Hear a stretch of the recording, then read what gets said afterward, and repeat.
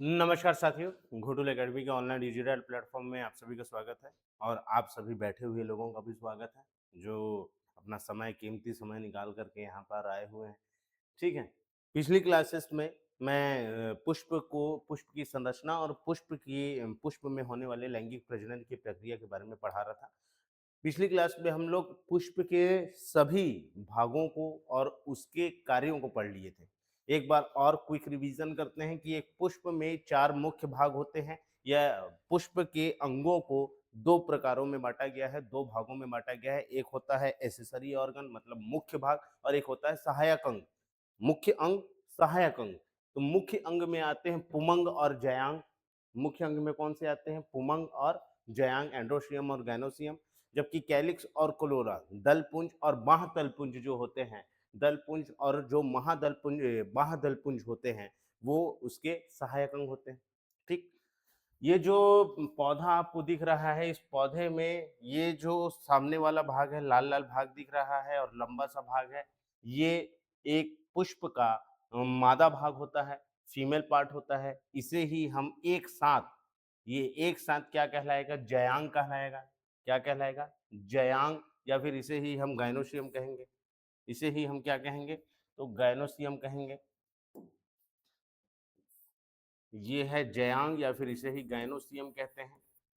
ये जो छोटे-छोटे, छोटे-छोटे दिख रहे हैं, ये कई सारे दिख रहे हैं, कई सारे, ये कई सारों को एक साथ जो येलो-येलो छोटे-छोटे, छोटे-छोटे दिख रहे हैं, इन कई सारों को एक साथ एंड्रोशियम कहा जाता है, अर्थात पुमंग कहा जाता है, ठीक? गैनोसियम, एंड्रोसियम, ये जो कलरफुल पार्ट है, इसी को हम कोरोला कहते हैं। क्या कहते हैं? कोरोला कहते हैं, हिंदी में इसे दलपुंज कहा जाता है। और ये जो यहाँ पर ये वाला हिस्सा दिख रहा है, ये वाला, ये छोटे-छोटे, छोटे-छोटे जो दिख रहे हैं ऐसे छोटा-छोटा, इसे ही कहा जाता है कैलिक्स। क्या कहा जाता है? कैलिक्स। कैलिक्स अर्थात बाह्यदलपुंज। बाह्यदलपुंज।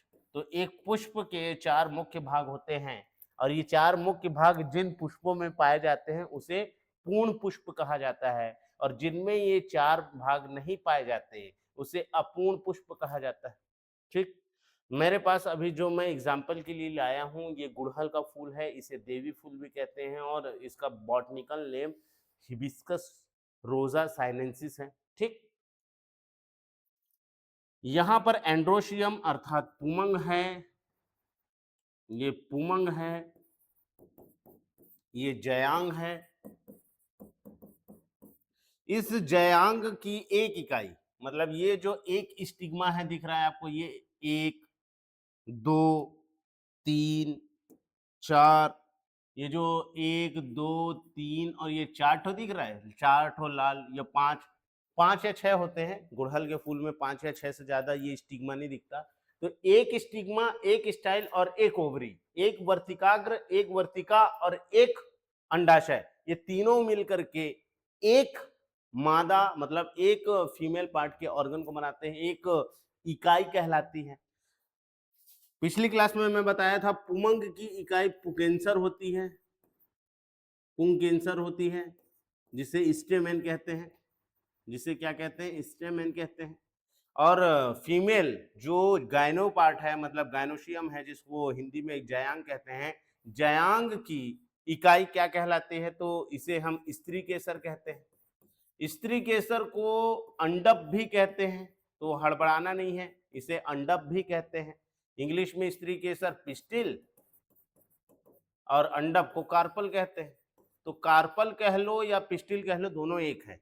पिछली क्लासेस में जब मैं पढ़ाया था तो एक जन कमेंट किए थे मेरे को व्हाट्सएप पे कि सर पिस्टिल थोड़ी कार्पिल ना होता है। तो पिस्टिल और कार्पिल एक ही वर्ड है। पिस्टिल और कार्पिल का अर्थात मतलब एक ही है। ठीक? स्त्री केसर बोल लो या अंडप बोल लो, पिस्टिल बोल लो या कार्पल बोल लो। फीमेल यूनिट एक गायनोशियम की यूनिट क्या कहलाती है? पिस्टिल कहलाती है, कार्पल कहलाती है, स्त्री केसर या अंडप कहलाती है। ठीक? ये जैसे पिस्टिल लिखा हुआ है इसीलिए मैं लेकर के आया कि पिस्टिल कह लो या इसे आप कार्पल कह लो, दोनों ही एक बात है। तो एक प्लांट के 4 मुख्य भाग होते हैं। मेल पार्ट हो गया पुमंग, फीमेल पार्ट हो गया जयांग, एंड्रोशियम, गायनोशियम, स्टेमेन और पिस्टिल। ये कलरफुल पार्ट का काम क्या होता है? तो पिछली क्लास में मैं बताया था, ये आकर्षक होते हैं, ये आकर्षक होते हैं ताकि कीड़े मकोड़े आए। अभी मैं बताऊंगा कि इनका कलरफुल होना कितना ज्यादा जरूरी है। याद रखना कि इन पर इनके बच्चे हों, इसके लिए जरूरी है कि ये कलरफुल रहे, प्रजाति इनकी बनी रहे, इसके लिए जरूरी है कि ये कलरफुल रहे। दूसरा, सुगंधित पार्ट भी होते हैं, ये सुगंधित रहेंगे, कलरफुल रहेंगे, ठीक। और ये कैलिक्स का काम क्या होगा भाई? ये तो हरा हरा काम है, तो हरा हरा का काम क्या होता है भाई? आपसे पूछ दे कि बाह्यदल, 2 नंबर में पूछ दे कि बाह्यदल पुंज के कार्य बताइए, कैलिक्स का कार्य बताइए, क्या होता है पुष्प में? तो ये हरा भाग है, अर्थात प्रकाश संश्लेषण करता है। प्रकाश संश्लेषण करके ये क्या करेगा? खाना बनाएगा, मतलब कार्बोहाइड्रेट बनाएगा, और वो कार्बोहाइड्रेट ये पुष्प को देगा। भाई पुष्प को भी तो ग्रोथ करना है, पुष्प को ग्रोथ करना है ना, अपना लंबाई बढ़ाना है, चौड़ाई बढ़ाना है, पुष्प की वृद्धि, अपना वृद्धि करना है उसको। पहले तो वो कली रहता है, कली के बाद में, मतलब कली मतलब बड, बड से वो फ्लावर बनता है। तो बड से फ्लावर बनने के लिए उसको खाना चाहिए, पानी चाहिए, तो खाना देने का काम करता है, ऊर्जा देने का काम करता है ये कैलिक्स। ये प्रकाश संश्लेषण करेगा, हरा भाग है तो, और ये प्लांट को क्या करेगा? फूड देते रहेगा कि भाई जब तक तुम हो मैं तुमको खाना दूंगा।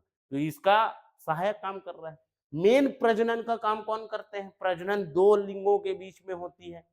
अगर मैं अभी लैंगिक प्रजनन की बात कर रहा हूं, तो लैंगिक प्रजनन अर्थात 2 विषम लिंगी जीवों के बीच में, या 2 अलग अलग लिंगों के बीच में होने वाला प्रजनन है। तो यहाँ पर पुमंग और जयांग के बीच में ही लैंगिक प्रजनन होगा। तो लैंगिक प्रजनन का कार्य कर रहे हैं, इसीलिए हमें मुख्य अंग कहते हैं। बाकी इनका काम है कीड़ों को आकर्षित करना कि आओ भाई मेरे ऊपर बैठ जाओ, तुम बैठोगे तो मैं अपनी वाइफ के पास पहुंच सकता हूँ। यहाँ पर हस्बैंड जो है वो पुमंग होता है, और वाइफ जो होती है जयांग होती है। और हस्बैंड का वाइफ के पास मिलने के लिए कई सारे प्लांट में जरूरी होता है कि कीड़े मकोड़े आए, यहाँ पर बैठें, और बैठ करके यहाँ तक इसे पहुंचा दें। अभी उसके बारे में बात करने वाले हैं, ठीक। तो चलिए, अब पहले हम पढ़ लिए थे पुष्प के भाग के बारे में, पुष्प की संरचना को देख लिए थे। अब पुष्प में लैंगिक प्रजनन को पढ़ेंगे, पुष्प में लैंगिक प्रजनन के बारे में पढ़ेंगे। पुष्प में लैंगिक प्रजनन की प्रक्रिया।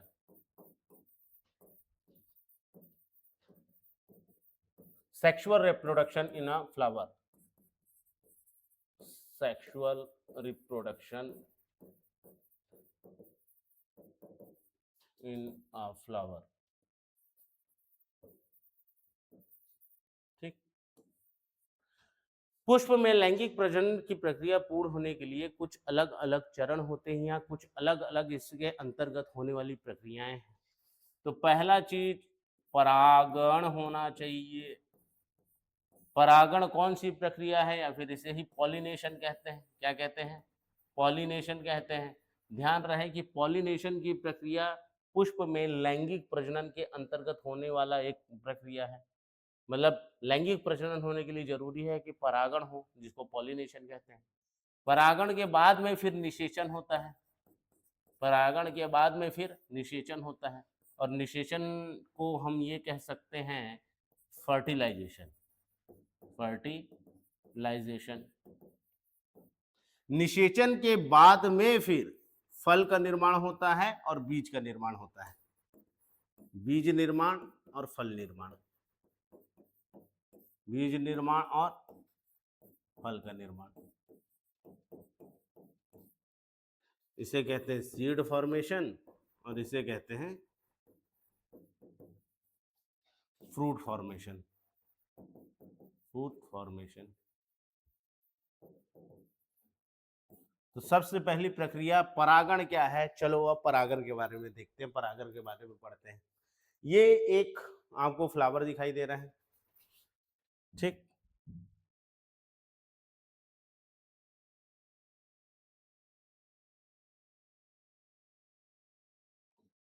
इस फ्लावर में जो ये येलो येलो पार्ट दिख रहा है, ये येलो येलो पार्ट जो आपको दिखाई दे रहा है, इस एक येलो पार्ट को हम क्या कहते हैं? इस एक येलो पार्ट को हम पुंकेसर कहते हैं, स्टेमेन कहते हैं। क्या कहते हैं? स्टेमेन कहते हैं। इस एक पार्ट को हम स्टेमेन कहते हैं अर्थात पुकेंसर कहते हैं। और पुकेंसर के भी 3 भाग होते हैं। मैं संरचना पढ़ाते समय बताया था कि ये पुकेंसर है और इस पुकेंसर में ये जो होता है नीचे वाला इसको फिलामेंट कहते हैं, इसे एंथर कहते हैं अर्थात इसे परागकोश कहते हैं और इसे तंतु कहते हैं। परागकोश और तंतु जहां पर मिले होते हैं उसे योजी कहते हैं, मतलब कनेक्टिव कहते हैं। ठीक, परागकोश, ये परागकोश मतलब एंथर में, इस एंथर में छोटे छोटे छोटे छोटे परागकण भरे होते हैं। क्या भरे होते हैं इसमें? परागकण भरे होते हैं। परागकण को पॉलन ग्रेन्स कहा जाता है, पॉलन ग्रेन्स। ठीक है, अब ये पॉलन ग्रेन्स इसी में भरे हुए हैं। ये पराग, ये क्या है छोटा छोटा जो दिख रहा है बहुत सारा। अच्छा, ये भी ध्यान रखना कि किसी फ्लावर में आपको ये पहचानने के लिए कहा जाए कि चलो इस फ्लावर में मेल पार्ट बताओ, पुमंग बताओ कौन सा है, तो किसी भी फ्लावर में देखना जो सबसे ज्यादा संख्या में होगा वो उसका मेल पार्ट होगा, वो उसका पुमंग होगा। और जो कम संख्या में होगा, यहाँ पर देखो ये 5 की संख्या में है, 1 2 3 4 5, 1 2 3 4 5, ये 5 जो संख्या दिख रहा है ये लाल लाल लाल लाल, ये एक स्टिग्मा स्टिग्मा स्टिग्मा स्टिग्मा, एक वर्तिका वर्तिकाग्र वर्तिकाग्र 5 संख्या में एक लंबा भाग। तो किसी पुष्प में जो उसका लंबा वाला भाग होता है, जो सबसे ज्यादा बड़े आकार में दिखेगा, वो फीमेल पार्ट होगा। जो कम संख्या में होंगे वो फीमेल पार्ट होंगे। मतलब आप कभी देख करके भी पहचान सकते हो। कुछ पुष्पों में या कुछ पौधे के कुछ पुष्पों में मेल पार्ट और फीमेल पार्ट एक साथ होते हैं, जैसे गुड़हल, गुड़हल में मेल और पार्ट और फीमेल पार्ट एक साथ है। कुछ ऐसे पौधे होते हैं जिसमें मेल पार्ट अलग पुष्प में बनता है और फीमेल पार्ट अलग पुष्प में बनता है। आ रहा है समझ में? मतलब एक फ्लावर रहेगा जिसमें मेल पार्ट रहेगा और एक फ्लावर रहेगा जिसमें फीमेल पार्ट रहेगा। ऐसा भी होता है कि एक अलग प्लांट, मतलब एक अलग पौधा रहेगा, उस पौधे में पपीता, पपीता में अलग अलग फ्लावर रहता है, एक में मेल पार्ट रहता है, एक फीमेल पार्ट रहता है। कई बार ऐसा होता है कि एक अलग पेड़ रहेगा, उस पेड़ में मेल पार्ट रहेगा और एक अलग पेड़ बनेगा जिसमें फीमेल पार्ट रहेगा। आ रहा है समझ में? उसमें आप देखना कि एक ऐसा प्लांट रहेगा जिसमें सिर्फ एक फूल रहेगा, मतलब फूल रहेंगे कई सारे, उसमें केवल मेल पार्ट रहेगा और एक अलग प्लांट बनेगा उसमें फीमेल पार्ट रहेंगे। इसमें भी अलग-अलग पेड़ होते हैं। जैसे अलग-अलग इंसान हैं, इंसानों में क्या है, अलग-अलग लिंग है, मेल अलग लिंग हो गई, फीमेल अलग लिंग हो गई। अंडाणु अलग लिंग में बनेगा, मतलब मेल में अंडाणु मेल में शुक्राणु बनेगा और फीमेल में अंडाणु बनेगा। दोनों के बीच में फिर कॉपुलेशन के बाद में लैंगिक प्रजनन होगा, वैसा उनमें भी होता है। तो ये कैसे वे संभव हो पाता है, इसको अब समझते हैं। ये छोटे-छोटे यहाँ पर स्टेमेन है, ये पुकेंसर है। इस पुकेंसर में ये ऊपर वाला जो येलो पार्ट दिख रहा है, ये क्या है? ये एंथर है, परागकोश है। ये परागकोश में कई सारे पॉलन ग्रेन्स भरे हुए हैं। अब पॉलन ग्रेन्स शुक्राणु है। अब शुक्राणु को आकर के स्टिग्मा में बैठना है। मतलब ये जो पॉलन ग्रेन्स हैं, परागण है, पॉलन ग्रेन, देखो मैं पॉलन ग्रेन्स बोलूंगा तो समझ जाना परागण की बात कर रहा हूँ। तो ये पॉलन ग्रेन्स का आएगा और स्टिग्मा में बैठेगा। स्टिग्मा का मतलब होता है वर्तिकाग्र। इसका यहाँ पर बैठना जरूरी है, बिना यहाँ पर बैठे इन लोगों का मिलन नहीं हो पाएगा। इनका मिलना जरूरी है, तभी आगे की प्रक्रिया होगी। और ये मिलेंगे कैसे? तो इनके मिलने की जो प्रक्रिया है, ये 2 तरह से होती है या फिर कई तरह से हो सकती है। इनको, इस पूरी प्रक्रिया को 2 भागों में बाँटा गया है। आप लोग पढ़े होंगे स्वपरागण और परपरागण, सेल्फ पॉलिनेशन और क्रॉस पॉलिनेशन क्या होता है। तो किसी पुष्प के पराग कोश से ये ऐसे परागण का निकलना और परागण का निकल करके पराग कणों का निकलना, मतलब पॉलन ग्रेन्स का निकलना और स्टिग्मा में जाकर के बैठना या स्टिग्मा से मिलना, यह प्रक्रिया परागण कहलाती है। परागण कहलाती है। क्या कहलाती है? परागण कहलाती है। मतलब इसे पॉलिनेशन कहते हैं।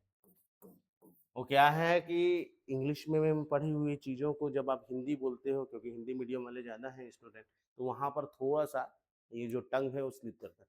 तो परागण, परागण मतलब पॉलिनेशन।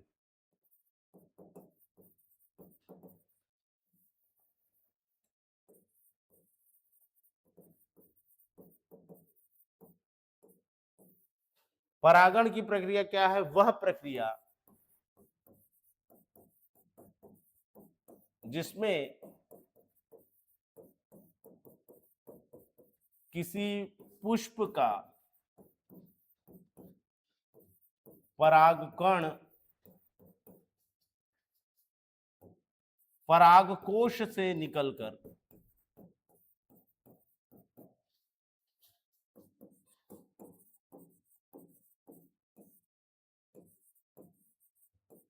वर्तिकाग्र से मिलता है।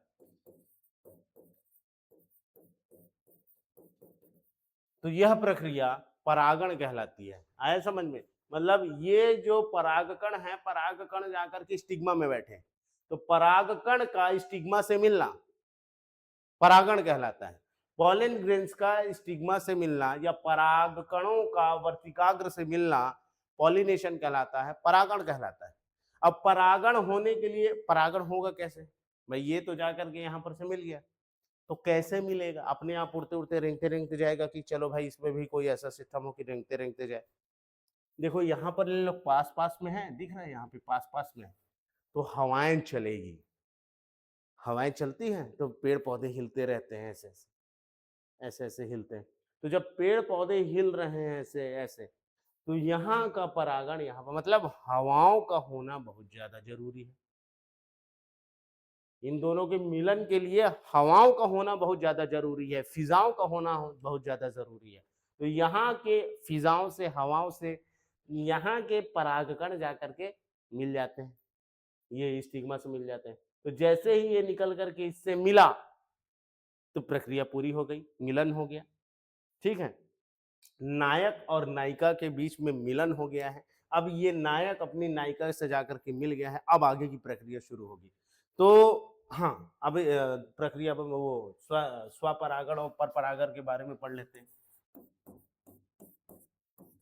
परागण की प्रक्रिया दो प्रकार की होती है, दो प्रकार की। एक होता है स्वपरागण और दूसरा होता है परपरागण। स्वपरागण जिसे इंग्लिश में कहते हैं सेल्फ पॉलिनेशन, सेल्फ पॉलिनेशन, और दूसरा होता है परपरागण जिसे कहते हैं क्रॉस पॉलिनेशन, क्रॉस पॉलिनेशन। स्वपरागण और परपरागण में क्या अंतर होता है समझना। मान लो एक ही पौधा है, जैसे यहाँ पर जो मैं लिया हूं ये गुड़हल का फूल है और ये किसी प्लांट में लगा होगा, किसी पेड़ में लगा होगा, गुड़हल के पेड़ में। मान लो एक पेड़ है, उसका एक फ्लावर है, ये फ्लावर, इस फ्लावर का पॉलन ग्रेन्स इसी की स्टिग्मा में जाकर के बैठ जाए।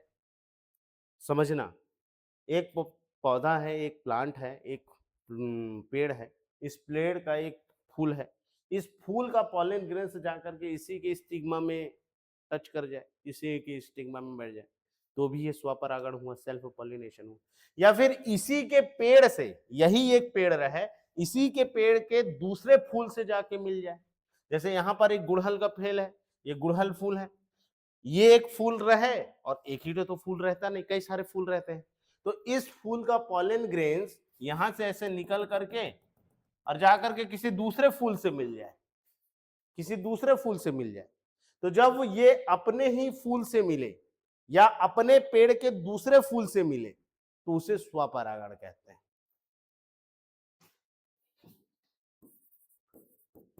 जब किसी,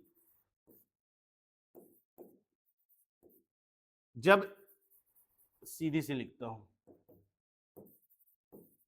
जब एक पेड़ या पौधे का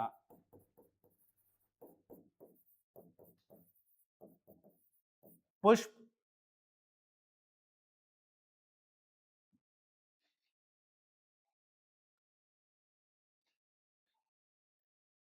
जब एक पेड़ के पौधे का हो या उसी पेड़ के जब एक पेड़ या पौधे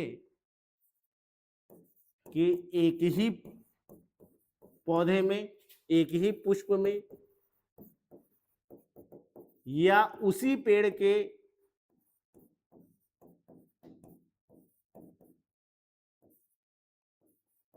अलग अलग पुष्पों के बीच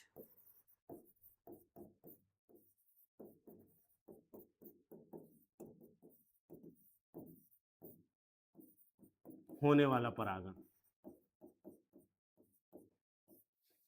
मतलब पौधा एक ही रहे, एक पौधा है, इस पौधे में भले फ्लावर कई सारे हैं, मतलब एक ही पेड़ में होने वाला परागण। शॉर्टकट में एक ही पेड़ में होने वाला परागण। अब एक पेड़ है, एक पेड़ में कई सारे फूल होंगे, तो इस फूल का इसमें बैठ जाए या इस फूल का इसमें बैठ जाए, मतलब पेड़ एक ही रहना चाहिए। ठीक है, एक पेड़ के एक ही पुष्प में, जैसे मान लो यहाँ पर इसका पॉलन ग्रेन्स इसी फूल को जाके टच कर देगी, इस फूल का जो पॉलन ग्रेन्स है ये जाए और जाकर के स्टिग्मा में बैठ जाए, इसी फूल में इन दोनों के बीच में पॉलिनेशन हो गया है, तो ये भी सेल्फ पॉलिनेशन है। या फिर इस फूल का जा करके इसी पौधे के, यहां पर पौधा एक ही रहे, ये पेड़ एक ही है, ये पेड़ एक ही है, लेकिन यहां पर जो फ्लावर है, ये जो फ्लावर दिख रहा है और ये दूसरा फ्लावर है, ये दूसरा फ्लावर है, तो इसका पॉलन ग्रेन्स जाकर के इससे मिल जाए। मतलब पेड़ एक ही रहे, भले दो अलग अलग फूल रहे, इसका फूल इधर रहे, इसका फूल इधर रहे, तो एक पेड़ के एक पुष्पों या एक पेड़ के अलग अलग पुष्पों के बीच होने वाले परागण को स्वपरागण कहते हैं। मतलब पेड़ एक ही रहना चाहिए। लेकिन अगर पेड़ अलग अलग है, समान प्रजाति के, समान प्रजाति के दो अलग अलग अलग अलग पौधों या पेड़ों के बीच होने वाला परागण,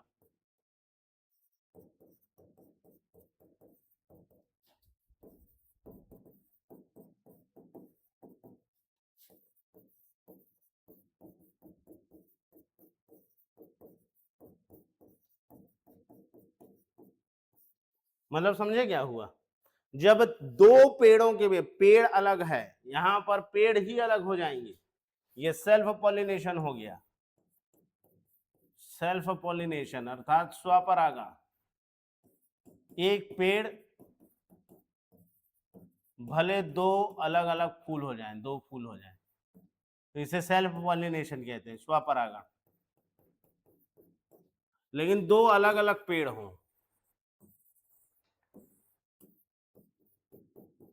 यहां पर दो अलग अलग पेड़ हों, ये यहां पर इसका ये पुष्प है,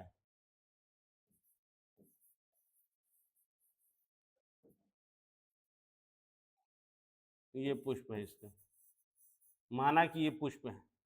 अब ये दो अलग अलग पेड़ हो गए, पेड़ ए, पेड़ बी, दो अलग अलग पेड़ हैं और इसका पॉलन ग्रेन्स उड़ते हुए इसमें जा रहा है। आ रहा है समझ? तो एक पेड़ से दूसरे पेड़ में और समान प्रजाति में, ये भी ध्यान रखना है कि जो गुड़हल का पेड़ है, अच्छा भाई यहाँ के पॉलन ग्रेन्स तो हवाओं में उड़ते रहते हैं, तो क्या गुड़हल का पॉलन ग्रेन्स उड़ करके गुलाब में बैठ जाए तो वहां फर्टिलाइजेशन हो जाएगा क्या? नहीं होगा। क्या गुलाब फूल का उड़ते उड़ते पॉलन ग्रेन्स आए और जाकर के गुड़हल में बैठ जाए तो इसमें हो जाएगा क्या? या सूरजमुखी में बैठ जाए, मान लो इसका हवा उड़ रहे हैं, भाई हवा में तो कई सारे पॉलन ग्रेन्स होंगे, छोटे छोटे होते हैं, हवाओं में घूमते रहते हैं, देख नहीं पाओगे, इतने छोटे होते हैं, और वो जाकर के किसी दूसरे फूल में बैठ जाए तो क्या उनके बीच में फर्टिलाइजेशन हो जाएगा पॉलन ग्रेन्स? नहीं। जो स्टिग्मा होती है, स्टिग्मा में एक विशेष केमिकल होता है, ये अपनी ही प्रजाति के परागकण को पहचान पाती है। जो इसका परागकण निकलेगा, जो इसका पॉलन ग्रेन्स निकलेगा ना, ये जब बैठता है तो बैठने के बाद में एक केमिकल निकालता है, और जैसे ही वो केमिकल निकालेगा तो स्टिग्मा पहचान जाती है कि हाँ ये मेरे प्रजाति का व्यक्ति है, ये मेरे स्पीसीज का व्यक्ति है, आओ तुम्हारा स्वागत है। अगर कोई दूसरा पॉलन ग्रेन्स बैठा है, किसी दूसरे पेड़ पौधे का पॉलन ग्रेन्स जाके इसमें बैठता है, तब पॉलन ये स्टिग्मा पहचान जाती है कि ये हट यहाँ से, तू दूसरे प्रजाति का है, तेरे को एक्सेप्ट नहीं करूंगी। आ रहे समझ में? तो समान प्रजाति के अलग अलग पेड़ों के बीच में होने वाला, दो अलग अलग पेड़ रहे, तो दो अलग अलग पेड़ों के बीच में अगर परागण की प्रक्रिया हो रही है तो उसे पर परागण कहते हैं। क्या कहते हैं? पर परागण कहते हैं। दो अलग अलग पेड़ों के बीच में हो, दो अलग अलग पेड़ों के बीच में हो, लेकिन समान प्रजाति के होने चाहिए। क्या होने चाहिए? समान प्रजाति के होने चाहिए। और एक ही पेड़ के बीच में हो रहा है, एक ही पेड़ के बीच में हो रहा है।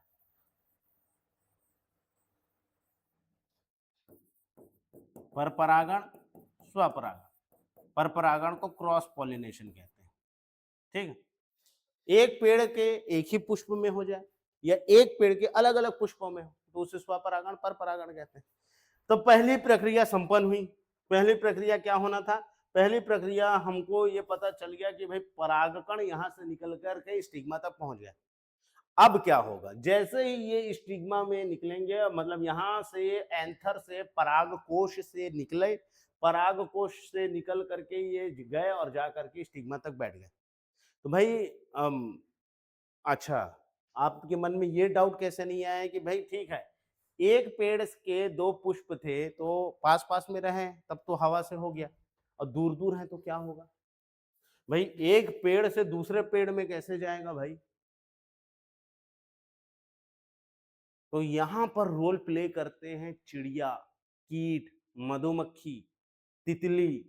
इनका होना बहुत जरूरी है। मैं बोला था ना कि इनका कलरफुल होना बहुत ज्यादा जरूरी है। पुष्पों का कलरफुल होना जरूरी है। फ्लावर कलरफुल क्यों होते हैं? ये आकर्षित करते हैं कि आओ कीड़े हम पर बैठो, आओ मधुमक्खी हम पर बैठो, आओ तितलियों हम पर बैठो। तुम आओगे हमारे पास। सुगंध भी क्यों निकालते हैं इन लोग? ताकि जो कीड़े मकोड़े कीट हैं, भाई इस दुनिया में, इस पृथ्वी में अगर एनिमल किंगडम की बात की जाए, जंतुओं की और जीवों की बात की जाए, तो 70% कीट है। सबसे बड़ा इन्हीं का प्रजाति है, कीटों का। तो जो कीट हैं, कीड़े मकोड़े जो हैं, इंसेक्ट्स, ये आते हैं और आ करके इसमें, जैसे तितली आई उड़ते उड़ते, हाँ सुंदर सा पेड़ दिख रहा है, चलो मैं इसमें बैठती हूँ।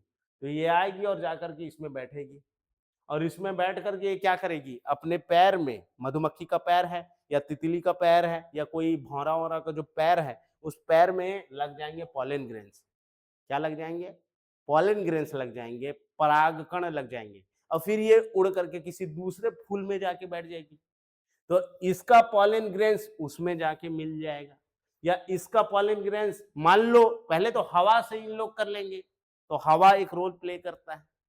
कीड़े मकोड़े क्या रोल प्ले करते हैं कि इनके पैर में आए, या आई मधुमक्खी यहाँ पे बैठी और बैठ गई तो उसके पैर में लग गया, अब ये जाकर के दूसरे फूल में बैठ गई, इसी के पेड़ के दूसरे फूल में बैठ गई, वो भी कलरफुल दिख रहा है, तो जा करके ऐसे करके जाएगी और जा करके यहाँ का परागकण इसमें लग जाएगा। और इसमें क्या रहता है, जो स्टिग्मा रहता है ना, इसमें थोड़ा सा मिठास रहता है। अभी बताऊंगा उसका भी रोल। मिठास रहता है, तो वो कहते हैं ना, मधु को चुरा, मकरंद पराग को चुराने के लिए जाती है, मधुरस बनाती है ना, कैसे बनाती है? तो इसमें क्या है, थोड़ा सा मिठास रहता है, तो उसको वो शक करने जाती है मधुमक्खी की, चलो ये मीठा मीठा लग रहा है, जाकर के इसमें बैठूंगी और जाकर के उसका जो मिठास है, ग्लूकोज है, उसको जाके सक कर लूंगी। आ रहा है समझ में? तो वो आती है सक करने के लिए, और लेकिन उसके पैर में लग जाता है परागकण, पॉलन ग्रेन्स, और फिर ये जाकर के किसी दूसरे फूल में बैठेगी, और उसका जो परागण है, जो उसका पॉलन ग्रेन्स है, परागकण, वो उसके स्टिग्मा में लग जाएगा। तो कीड़ों का होना बहुत ज्यादा जरूरी है, इसीलिए पेड़ पौधे जो होते हैं, पुष्प जो होते हैं, फ्लावर्स जो होते हैं, वो कलरफुल होते हैं कीड़ों को आकर्षित करने के लिए भैया आओ आओ, आपके बिना आए हमारी प्रजाति ही खत्म हो जाएगी। सोचो अगर इसका पॉलन ग्रेन्स ना पहुंच पाए स्टिग्मा तक में, तो ना तो फर्टिलाइजेशन होगा, ना तो बीज बनेगा, ना तो फल बनेंगे, ना तो पेड़ पौधों की प्रजाति रहेगी। तो भगवान ने हर चीज का कितना सिस्टम बनाया है कि सोचो पेड़ पौधों में भी इस तरह की प्रक्रिया। आप क्यों सज के जाते हो? जब दूल्हा बनने जाते हो, जब लड़की देखने आती है, आप लड़की को देखने जाते हो या लड़की वाले घर में आते हैं, तो भले आप एक नंबर के लफंटर रहेंगे या जो भी रहेंगे, लेकिन अगर पता चल रहा है शादी के लिए लड़की देखने आ रहे हैं या आपको देखने वाले आने वाले हैं, लड़के वाले आ रहे हैं, तो एकदम टिप टॉप रेडी होकर के रहोगे। कि भाई ठीक है मैं सज्जन दिखूं या मैं सज्जन दिखूं ताकि लोगों को मैं आकर्षित हो सकूं।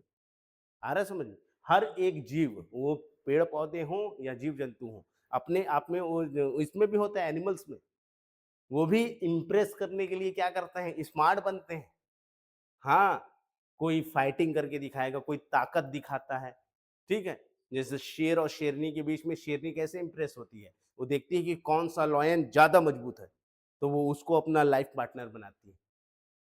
आ रहा है समझ में? तो ये पौधे में भी प्रक्रिया है, ये आकर्षित करते हैं कि आओ, कीड़े-मकोड़े हमारे यहाँ पर बैठो और तो वो कीट परागण कभी आ जाए कि कीट परागण किसे कहते हैं? तो परागण की वह प्रक्रिया जिसमें कीटों की भूमिका होती है या कीटों का उपयोग होता है या कीटियों कीटों की सहभागिता होती है।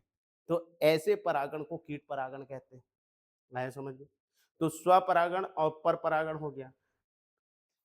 अच्छा, स्वपरागण और परपरागण में अंतर पूछता है, आपसे अंतर पूछता है, तो चलो इसके अंतर को भी देख लेते हैं। स्वपरागण और परपरागण में वो तो समझ में आ गया स्वपरागण और परपरागण क्या होता है।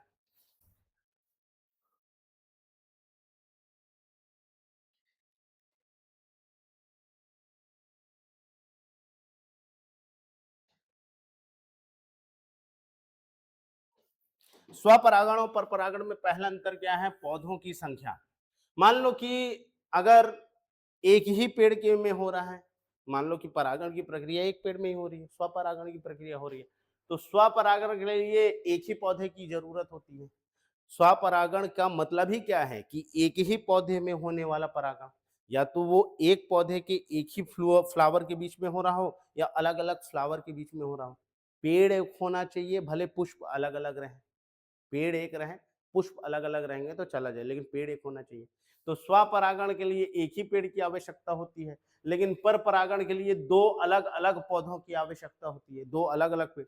समान प्रजाति के 2 अलग-अलग पेड़ होना चाहिए। परपरागण का मतलब ये होता है क्रॉस पॉलिनेशन के कि 2 अलग-अलग पेड़ रहना चाहिए। इस पेड़ का पॉलन ग्रेन्स इस पेड़ में जाएगा, इस पेड़ का पॉलन ग्रेन्स इसमें जाएगा, ठीक? लेकिन एक ही पेड़ के अलग-अलग पुष्पों में हो रहा है तो वो स्वपरागण। तो पेड़ों की संख्या इसमें एक जरूरत पड़ती है, इसमें दो की जरूरत पड़ती है। माध्यम क्या होता है? तो देखो स्वपरागण के लिए माध्यम की जरूरत नहीं है, सिर्फ हवा से हो जाएगा। किसी बाहरी माध्यम की जरूरत नहीं पड़ेगी, हवा से हो सकता है। या फिर देखो यहाँ पर इसकी संख्या ही बहुत बड़ी है, ये पास पास में है। ये देखो ये जब यहाँ पर से खिल रही होगी, जब ये ग्रो कर रही होगी, तो ये तो टच ही हो गया, जैसे ही ग्रो कर रही होगी तो ये इससे टच हो गया, तो बिना हवा के भी कई बार पॉलिनेशन हो जाता है। लेकिन हवाओं की जरूरत होती है स्वपरागण में। स्वपरागण के लिए केवल हवा की जरूरत पड़ती है, बाहरी माध्यम की जरूरत नहीं पड़ती। लेकिन क्रॉस पॉलिनेशन के लिए हवा तो जरूरत पड़ेगा भी, कीटों का भी जरूरत पड़ेगा, माध्यम की आवश्यकता होती है, कीट और वायु जल। अच्छा जल, अच्छा ये भी ध्यान देना, मान लो कि अगर हवा, जमीन में कोई पेड़ है, तो जमीनों के बीच तो हवाओं से पॉलन ग्रेन्स यहाँ से यहाँ जा रहे होंगे, यहाँ से यहाँ जा रहे होंगे हवा से, या कीड़े मकोड़े आकर के, तितली मधुमक्खी भौरे वौरे बैठ करके एक दूसरे के बीच में पहुंचा दे रहे होंगे, पर परागण। अगर मान लो तालाब है, कमल फूल यहाँ पर है, दूसरा कमल फूल यहाँ पर है, अब इस कमल फूल के पॉलन ग्रेन्स को इस कमल फूल में पहुंचाना है तो कैसे जाएगा? तो पानी से जाता है। यहाँ का पॉलन ग्रेन्स, यहाँ के पॉलन ग्रेन्स मतलब यहाँ स्टिग्मा है, यहाँ पॉलन ग्रेन्स है। अब दोनों के बीच में यहाँ के पॉलन ग्रेन्स को यहाँ तक पहुँचाना है। तो तालाबों में कैसा होता है, नदियों में कैसा होता है, समुद्र में कैसा होता है? तो यहाँ का पॉलन ग्रेन्स यहाँ तक पहुँचे तो पानी काम करता है। तो हवा हो गया, पानी हो गया, कीड़े-मकोड़े हो गए। मतलब बाहरी माध्यम की ज़रूरत किसमें पड़ेगी? तो बाहरी माध्यम की ज़रूरत आपको परपरागण में पड़ेगी। किसमें पड़ेगी? परपरागण में पड़ेगी। आ रहा है समझ में? पराग कणों की बर्बादी। देखो, अब यहाँ पर ये एक पेड़ है, ये एक पेड़ है। अब यहाँ पर पराग कण निकल रहे हैं, पराग कण यहाँ से यहाँ तक पहुँचे। ये दो अलग अलग पेड़ हैं, दो अलग अलग पेड़ों के बीच में अभी यहां से पराग कण निकल करके यहां तक पहुंच रहे हैं, तो भाई दूरी होगी, दो पेड़ों के बीच में दूरी होगी। तो दूरी में क्या होगा, यहाँ के पराग कण यहाँ तक पहुंचने में कई सारे खत्म हो जाएंगे, कई सारे उड़ के इधर उधर फेंका जाएंगे। तो पराग कण पर परागण में पराग कणों की बर्बादी ज्यादा होती है।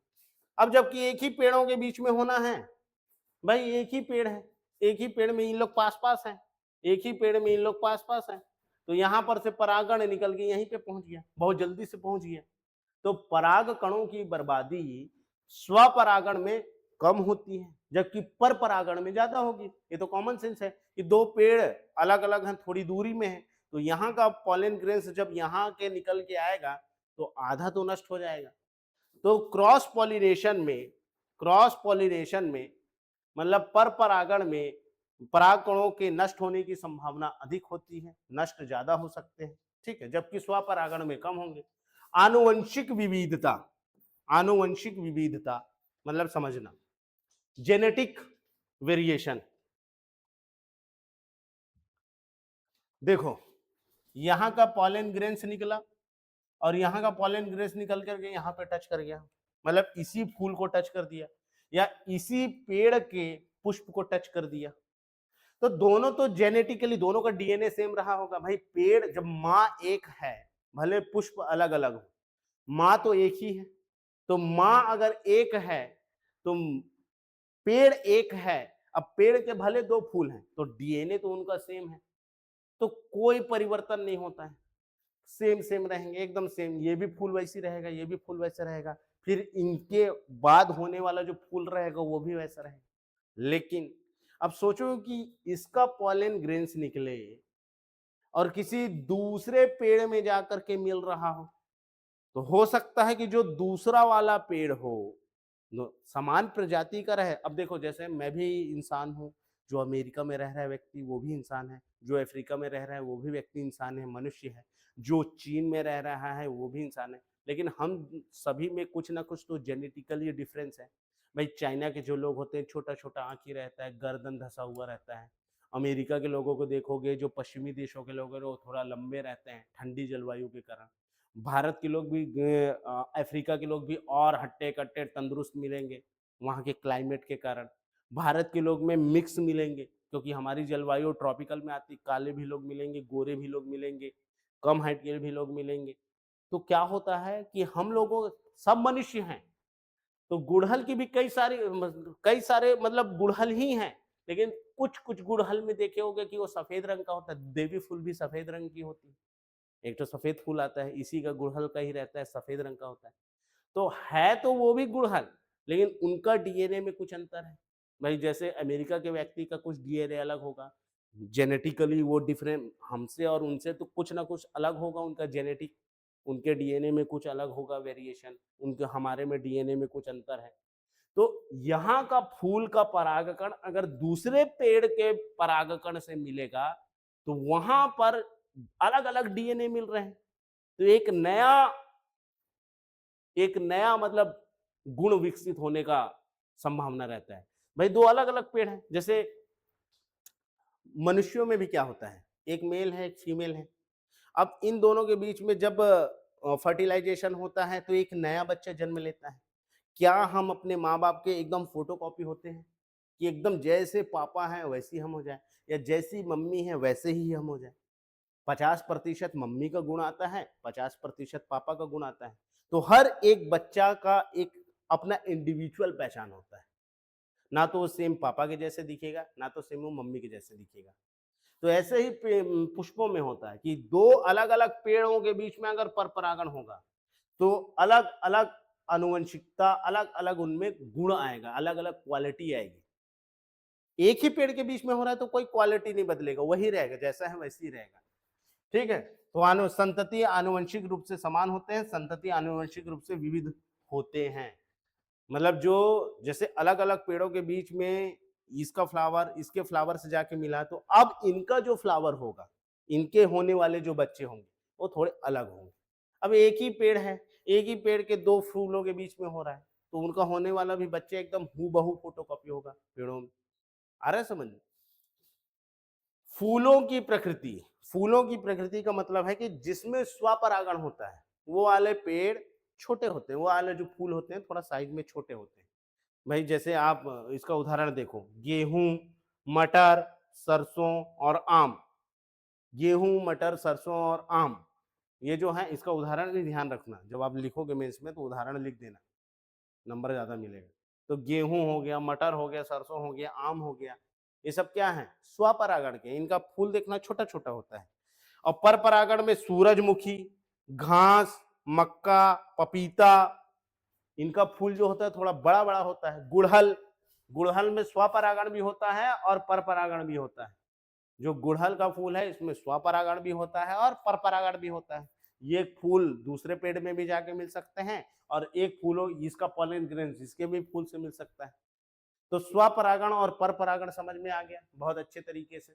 अब क्या होगा, आगे की प्रक्रिया देखो। परागण हो गया, परागकणों के मिलने के बाद में क्या होता है, ये आया पॉलन ग्रेन्स आकर के किस में मिल गया, स्टिग्मा में मिल गया। मतलब परागकण आकर के वर्तिका में बैठ गया, वर्तिका में बैठ गया। अब जो दूसरी प्रक्रिया है वो निषेचन की प्रक्रिया होगी। निषेचन की प्रक्रिया कैसे पूरी होती है समझना। परागकण वर्तिकाग्र से मिलेगा,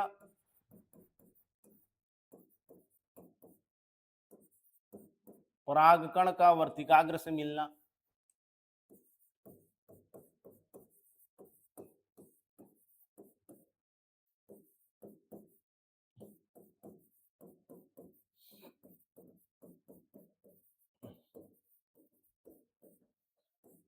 अब ये वर्तिकाग्र जो है स्टाइल, ये जो स्टिग्मा है, अब ये देखो पॉलन ग्रेन्स यहां पर आकर के बैठ गया है। जैसे ही पॉलन ग्रेन्स मिला, स्टिग्मा पहचान गए कि ये मेरे प्रजाति का है, चलो तुम्हारा स्वागत है, एक्सेप्ट कर ली। अब ये जो स्टिग्मा है एक ट्यूब बनाएगी, एक ट्यूब बनाएगी। एक ट्यूब के हिसाब से ये जो पॉलन ग्रेन्स है जैसे ही पहुंचा, अब ये एक ट्यूब के माध्यम से एक नली के जैसा ये नीचे आना स्टार्ट करेगा और ये नली का निर्माण होगा। इसे कहते हैं पॉलन ट्यूब। क्या कहते हैं, पराग नलिका के माध्यम से, पराग नलिका, पराग नलिका का विकास होगा और पराग नलिका के विकास होने के बाद पराग कण नीचे आएंगे, पराग कण अंडाशय की तरफ आएंगे। क्योंकि जो अंडाणु है, मतलब जिससे मिलना, स्टिग्मा तो एक फीमेल पार्ट है, एक्चुअल में पॉलन ग्रेन्स को जाकर के किससे मिलना है, यहां पर बैठी है एग सेल, इस एग सेल से जाकर के इसको मिलना है। पॉलन ग्रेन्स को किससे जाके मिलना है, एग सेल को जाकर के मिलना है, ठीक। और इस पॉलन ग्रेन्स में, एक पॉलन ग्रेन्स में स्पर्म रहते हैं। स्पर्म का मतलब समझ लो, पॉलन ग्रेन्स, ये जो स्पर्म लिखा है 2 स्पर्म रहते हैं, 2 इसमें शुक्राणु रहते हैं, यहां पर भी इसे शुक्राणु ही मान लो, शुक्राणु, ठीक। तो पराग, एक्चुअल में इसे पराग अणु कहना चाहिए, लेकिन चलो 2 स्पर्म लिखा है, समझाने के लिए लिखा है, इसको भी आप इसको लिख सकते हो अपने कॉपी में। तो यहां से पॉलन ग्रेन्स बैठे हैं और इस पॉलन ग्रेन्स से पॉलन ट्यूब के माध्यम से इन लोग नीचे आ रहे हैं। ये 2 ठो शुक्राणु जो आ रहे हैं वो नीचे आ रहे हैं, ठीक। जैसे ही ये नीचे आ रहे हैं, अगर मैं सामान्य भाषा में बताऊं, पॉलन ग्रेन्स एक सीमन है। सीमन मतलब वीर्य। सीमन में कई सारे स्पर्म होते हैं। सीमन मतलब लिक्विड होता है और उस सीमन में कई सारे स्पर्म होते हैं। तो पॉलन ग्रेन्स आया, पॉलन ग्रेन्स एक सीमन है, उस सीमन में कई सारे स्पर्म है। तो पॉलन ग्रेन्स जैसे ही आया, यहाँ पर बैठा है स्टिग्मा से, अब वो नीचे आ रहा है, नीचे आ रहा है तो उसमें क्या है, स्पर्म है और एक नलिका के द्वारा आ रहा है। तो पहले पराग नलिका का विकास होगा, फिर पराग कण के, पराग अणु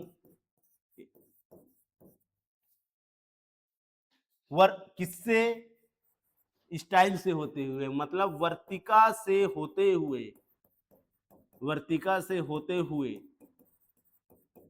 अंडाशय की तरफ आते हैं, अंडाशय की तरफ आते हैं।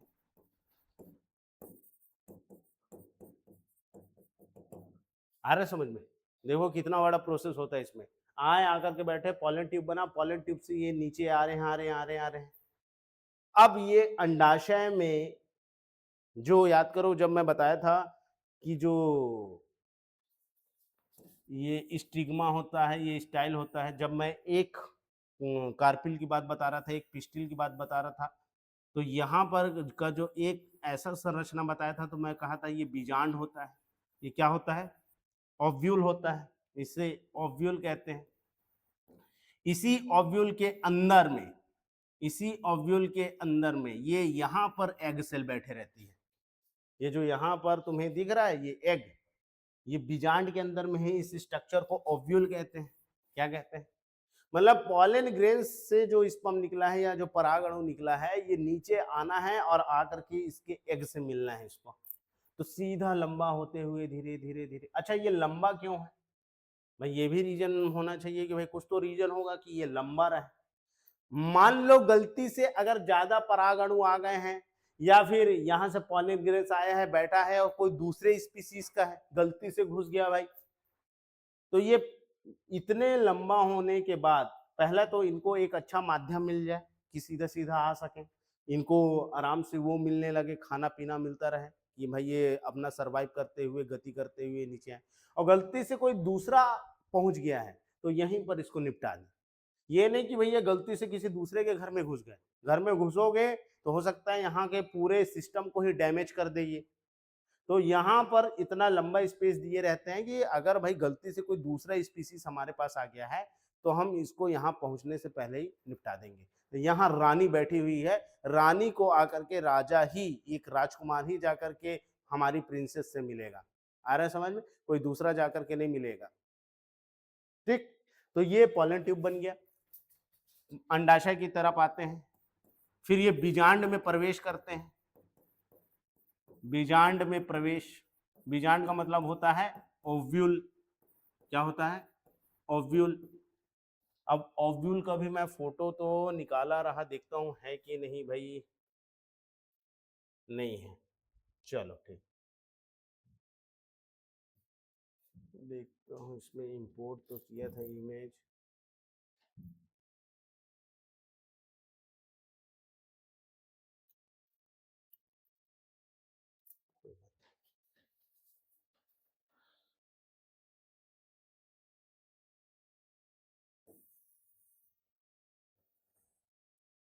देखो बीजांड ऐसा होता है, ठीक है। इसमें बना तो है क्या? ये थोड़ा सा है लेकिन अच्छे से दिख नहीं रहा है। चलो कोई बात नहीं, इसमें बना देता हूँ।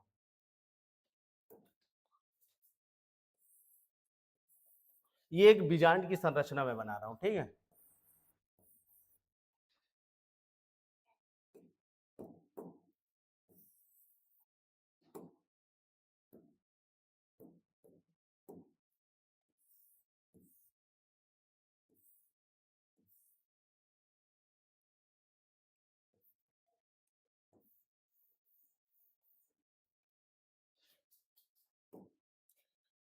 ध्यान से देखो क्या होता है। ये शुक्राणु आ रहे हैं, आ रहे हैं, आ रहे हैं, आ रहे हैं, आ रहे हैं। अब ये इधर से ऐसे होते हुए, इधर से ऐसे होते हुए, ऐसे ऐसे ऐसे, ये जो माइक्रोपाइल लिखा है, माइक्रोपाइल, ये माइक्रोपाइल साइड से अंदर जाते हैं। ये भी ध्यान रखना है कि जो पॉलन ग्रेन्स के शुक्राणु हैं, वो पॉलन ग्रेन्स के शुक्राणु माइक्रोपाइल की तरफ से प्रवेश करते हैं। किस तरफ से? बीजांड में प्रवेश तो करते हैं, किस तरफ से करते हैं? तो याद रखना कि ये माइक्रोपाइल के तरफ से प्रवेश करते हैं। सीधे हिंदी में भी माइक्रोपाइल लिख देना, माइक्रोपाइल से प्रवेश करते हैं। ये ऐसे प्रवेश करेंगे माइक्रोपाइल से, ठीक, माइक्रोपाइल से प्रवेश किए। अब माइक्रोपाइल में ये जो दो ठो कोशिका दिख रही है ना, ये दो ठो छोटे छोटे सेल दिख रहे हैं, इसको कहते हैं सिनर्जिड सेल। क्या कहते हैं? सिनर्जिड सेल कहते हैं इनको, सिनर्जिड सेल कहते हैं। सिनर्जिड सेल का काम क्या होता है? देखो ये सिनर्जिड सेल ना, ये यहां पर आ रहा है शुक्राणु, ये आ रहा है हमारा राजकुमार, ये दो राजकुमार आ रहे हैं इधर, ठीक है। तो ये जो दो ठो शुक्राणु हैं, ये जो दो शुक्राणु हैं, ये इनको गाइड देती है। ये सिनर्जिड सेल का काम होता है इनको गाइड देना कि भाई इधर आओ, इधर इधर इधर आओ, ये यहाँ पे बैठी है। ये कौन है? ये रानी है, ये रानी है। तो ये जो एग है इसको एग सेल बोलते हैं, इसको एग सेल बोलते हैं, अंडकोशिका। इसको पोलर न्यूक्लियाई कहते हैं, पोलर न्यूक्लियाई कहते हैं। और इसको कहते हैं एंटीपोडल सेल्स, एंटीपोडल सेल्स। चीजों को समझना, एंटीपोडल सेल भी 3 होते हैं, 2 सिनर्जिड सेल होते हैं, 1 एग सेल होते हैं और पोलर न्यूक्लियाई 2 होते हैं। ठीक है, अब देखना हर एक का काम है, यहां से प्रश्न पूछा गया पीएससी में, इसलिए ध्यान रखना। ये है 2 शुक्राणु अभी आ रहे हैं, ये 2 शुक्राणु में से जो मतलब पॉलन ग्रेन्स के जो पराग अणु हैं या शुक्राणु हैं, ये जैसे ही आ रहे हैं तो एंटीपोडल सेल देखेगी और बोलेगी इधर आओ, गाइड प्रदान करेगी। ये सिनर्जिड सेल क्या करेंगे, पॉलन ग्रेन्स के शुक्राणु को गाइड करेंगे कि आओ इधर इधर इधर, तुम उधर मत जाओ, इधर आओ, इस साइड माइक्रोपाइल तरफ, ये है आपकी रानी इधर है, इससे आकर के मिलिए आप। तो यहां पर जो सिनर्जिड सेल का काम होता है शुक्राणु को गाइड करना। ठीक, तो यहां पर से एक आएगा और एक आकर के इससे मिल जाएगा।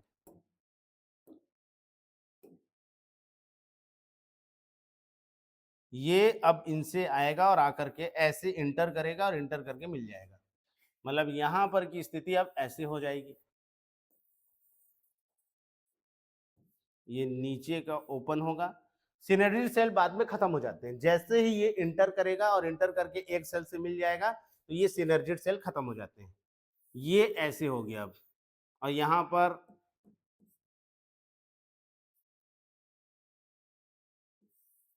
ये हो गई और ये हो गया, दोनों जन का मेल हो गया। अब ये मेल होने के बाद में जो एक सेल बना इसे जाइगोट कहते हैं। क्या कहते हैं, ये स्पर्म था, और ध्यान देना है 2 में से एक ही जाकर के मिलता है। ये 2 स्पर्म में से एक स्पर्म जाएगा और एक सेल से मिलेगा, और एक सेल से मिलकर के ये जाइगोट बन जाएगा। क्या बन जाएगा, जाइगोट बन जाएगा। ये एक सेल है, इसमें आधा माँ के लक्षण होते हैं, आधा पिता के लक्षण होते हैं। ठीक, ये बड़ा वाला और ये छोटा वाला, तो एक और ये जो सेल है इसे जाइगोट कहते हैं। यही जाइगोट आगे चल करके एम्ब्रियो बनता है, इसे युग्मनज कहते हैं हिंदी में। यही चल करके एम्ब्रियो बनता है।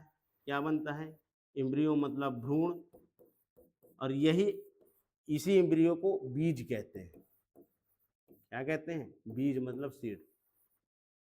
बीज कैसे बना समझे, यहां से परागकण आया, परागकण से इंटर करके ये जो परागकण के जो शुक्राणु थे, शुक्राणु आए और आकर के ये एग सेल से मिल गए, मतलब ये अंडाणु से मिल गए, अंड कोशिका से मिल गए, और जैसे ही यहाँ का एक शुक्राणु यहाँ के अंड कोशिका से मिला तो अब बन गया जाइगोट। यही जाइगोट आगे चल के बीज बन जाता है, यही जाइगोट आगे चल के बीज बन जाता है। तो सर ये दूसरे वाले स्पर्म का क्या काम था, ध्यान से, जो एंजियोस्पर्म प्लांट होते हैं, पेपर में आया हुआ है इसलिए मैं बता रहा हूं, जो एंजियोस्पर्म प्लांट होते हैं जिसको आवृत बीजी पौधे बोलते हैं। आवृत बीजी पौधे कौन से होते हैं, ध्यान देना, एंजियोस्पर्म, एंजियोस्पर्म प्लांट कौन से होते हैं, जिनके बीज, जो बीज होता है ना बीज, उनमें ऊपर में लेयर रहता है, छिलका रहता है, मतलब सीड कोट वाले प्लांट होते हैं, सीड कोटेड प्लांट। जैसे चना देखे हो, चना फल्ली दाना छिलका रहता है, बीज के ऊपर में छिलका रहता है, चना में भी छिलका रहता है कि नहीं रहता है। तो जिस जिस बीज में छिलके पाए जाते हैं उसे सीड कोटेड प्लांट कहते हैं।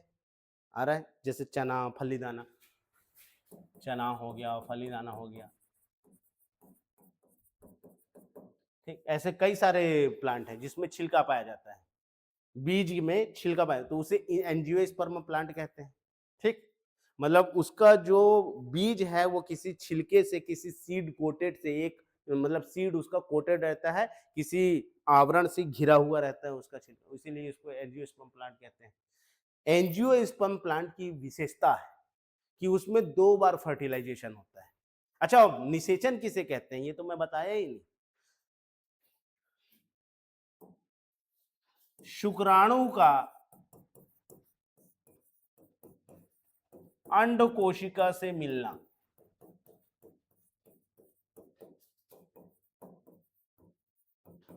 Fusion of sperm and ovum या sperm and egg cell, are called fertilization, जिसे हिंदी में निषेचन कहते हैं। क्या कहते हैं? निषेचन कहते हैं।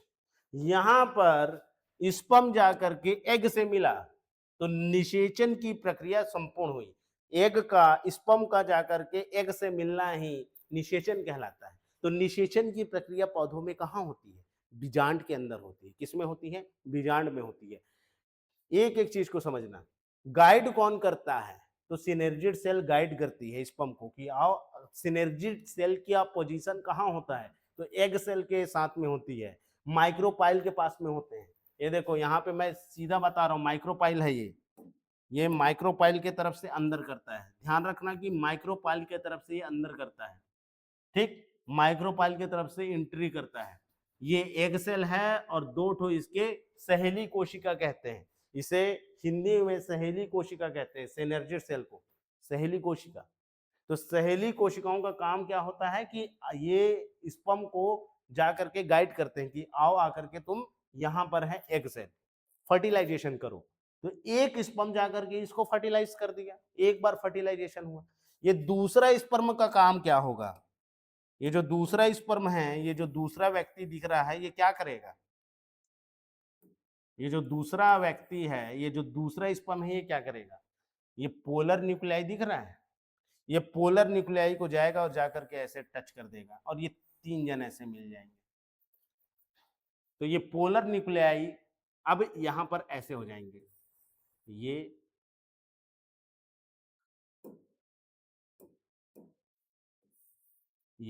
और ये। तो आवृत बीजी पौधों का एक विशेषता होता है कि उनमें दो बार निषेचन की प्रक्रिया होता है, दो बार फर्टिलाइजेशन होता है। एक बार फर्टिलाइजेशन होता है एग सेल के साथ में, एक शुक्राणु आता है और इस एक सेल को जाकर के फर्टिलाइज करता है। दूसरा जाकर के पोलर न्यूक्लियाई को, ये एग सेल नहीं है, ये क्या है? एग सेल नहीं है, ये पोलर न्यूक्लियाई है। क्या है ये? Polar nuclei. ये पोलर न्यूक्लियाई का काम क्या होता है, ये भी ध्यान देना। तो ये देखो, ये पोलर न्यूक्लियाई तीन सेल बन गया। ये तीन सेल, ये पोलर न्यूक्लियाई ही आगे चल करके, ये पोलर न्यूक्लियाई, ये पोलर न्यूक्लियाई आगे चल करके इम्ब्रियो सैक बनता है। इम्ब्रियो सैक, जिसे हिंदी में भ्रूण कोश कहते हैं। भ्रूण कोश, इसका काम होता है भाई, अब यहां पर तो जाइगोट बन गया है, ये तो जाइगोट बन गया है, अब इसको खाना पानी देना है भाई। अब ये बीज के अंदर है, इनको खाना पानी कहां से मिलेगा?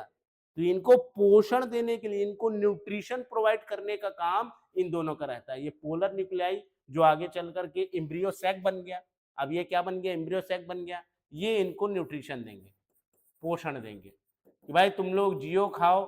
भाई दो जन आकर के मिले थे, अब ये बच्चा बन गया। ये यहां पर से स्पर्म आया, ओवम को टच कर दिया, टच होने के बाद में दो अलग अलग सेल एक सेल में बन गए। यहाँ का स्पर्म यहाँ के ओवम से मिला, मतलब एग से मिला, ये दो सेल मिल करके एग सेल बन गए, जिसको जाइगोट कहते हैं या फिर हिंदी में इसे युग्मनज कहते हैं। तो ये एक सेल होता है, एक सेल केवल, ठीक। ये एक सेल होता है। अभी चलो तुम लोगों को डिप्लॉइड और हैप्लॉइड भी बता देता हूँ। तो अब इसको न्यूट्रिशन प्रोवाइड करना, जाइगोट को न्यूट्रिशन प्रोवाइड करने के लिए, जाइगोट युग्मनज को पोषण प्रदान करने का काम करता है ये पोलर न्यूक्लियाई आगे चल करके जो इम्ब्रियो सैक बना है। तो इस भ्रूण कोश का काम होता है कि ये जाइगोट को खाना दे, न्यूट्रिशन दे। भाई इसको आगे चल करके बीज बनना है, ये बीज बनेगा, आ रहा है समझ? तो बीज बनने से पहले उसको भाई आराम से वो अपना ग्रोथ तो कर सके। जाइगोट है, जाइगोट आगे चल करके फिर वो बनता है, वही पेड़ बनाएगा। तो बीज बनाने के लिए यही जाइगोट आगे चल करके बीज बनेगा। तो इसको कम से कम कुछ दिन जिंदा रहने के लिए, सरवाइव करने के लिए क्या करता है? यही इम्ब्रियो से भ्रूण कोश इसको वो कराता है, क्या करता है? इसको न्यूट्रिशन प्रोवाइड करता है। अगर तुमको जानना है कि भाई एक बात बताइए सर, कोई इसका उदाहरण बताइए कि भ्रूण कोश तुमको देखना है, तो जो नारियल का पानी होता है भाई, हम लोग बोलते हैं ना कि नारियल पानी पीने से बहुत ज्यादा एनर्जी मिलता है। जो नारियल का पानी होता है बहुत ज्यादा वो हमको फायदेमंद करता है। तो नारियल पानी क्या है, वो इम्ब्रियो सैक है, भ्रूणकोश है। इसको एंडोस्पर्म बोलते हैं भाई। मैं थोड़ा सा गलत बोल दिया हूँ, इसको एंडोस्पर्म बोलते हैं, भ्रूणकोश।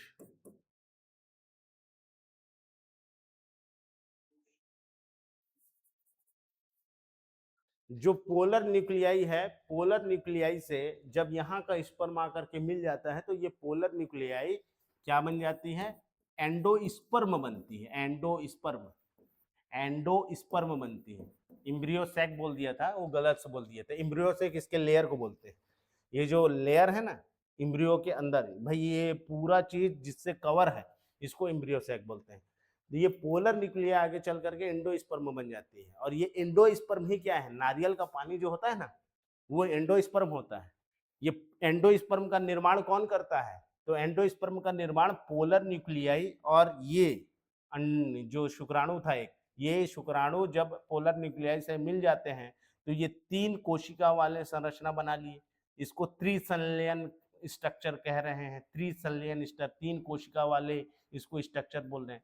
तो ये जो त्रिसंलयन संरचना है, ट्रिप्लॉइड स्ट्रक्चर है, यही आगे चल करके एंडोस्पर्म बनाता है। यही आगे चल करके आपका भ्रूण एंडोस्पर्म, सीधा एंडोस्पर्म लिख देना, ठीक। कि यही पोलर न्यूक्लियाई जब स्पर्म से मिल जाता है तो ये एंडोस्पर्म बना लेता है। यही एंडोस्पर्म इस जाइगोट को, ये एंडोस्पर्म ये इस जाइगोट को न्यूट्रिशन प्रोवाइड करते हैं। क्या प्रोवाइड करते हैं, न्यूट्रिशन प्रोवाइड करते हैं, ताकि आगे चल गए।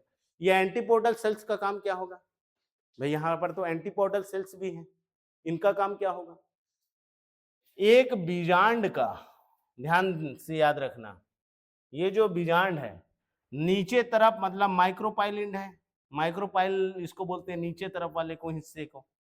ये जो आपको दिख रहा है ये माइक्रोपाइल है।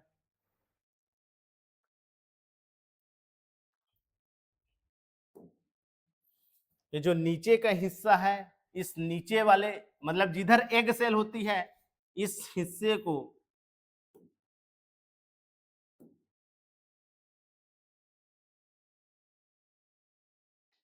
ये वाला जो हिस्सा है, नीचे वाला हिस्सा है, इसे माइक्रोपाइल कहते हैं। क्या कहते हैं, माइक्रोपाइल। हिंदी में भी माइक्रोपाइल लिख देना, माइक्रोपाइलिंड कहते हैं इसको, माइक्रोपाइल छोर बोलते हैं। ये वाला जो हिस्सा है, ऊपर वाले हिस्से को चैलेजल छोर कहते हैं। ये ऊपर वाले हिस्से को क्या कहते हैं, ये वाले हिस्से को चैलेजल छोर कहते हैं, चैलेजर छोर। हिंदी में भी इसको चैलेजल छोर लिख देना, चैलेजल छोर कहते हैं इसको, माइक्रोपाइल छोर कहते हैं, ठीक है। तो इधर वाला माइक्रोपाइल छोर है, ऊपर वाला चैलेजल छोर है। एंटीपोडल सेल जो होते हैं वो चैलेजल छोर की तरफ रहते हैं, ये भी न्यूट्रिशन प्रोवाइड करने का काम करते हैं।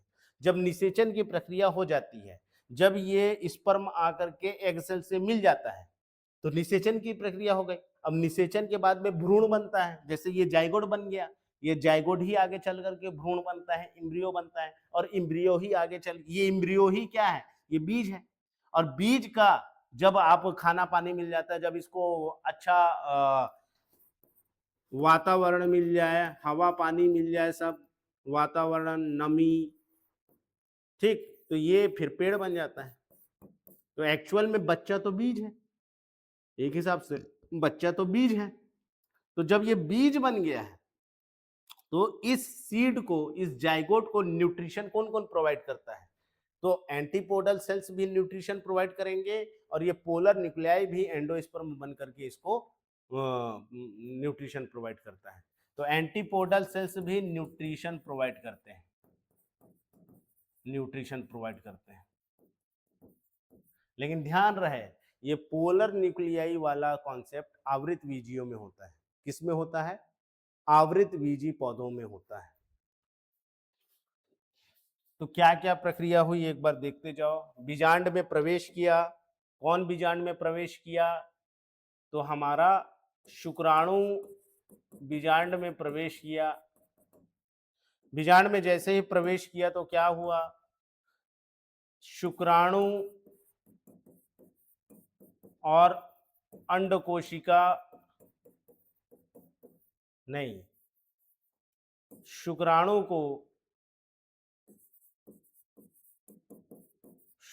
को जो सिनर्जिड सेल थे, सहेली कोशिकाएं गाइड प्रदान करती हैं,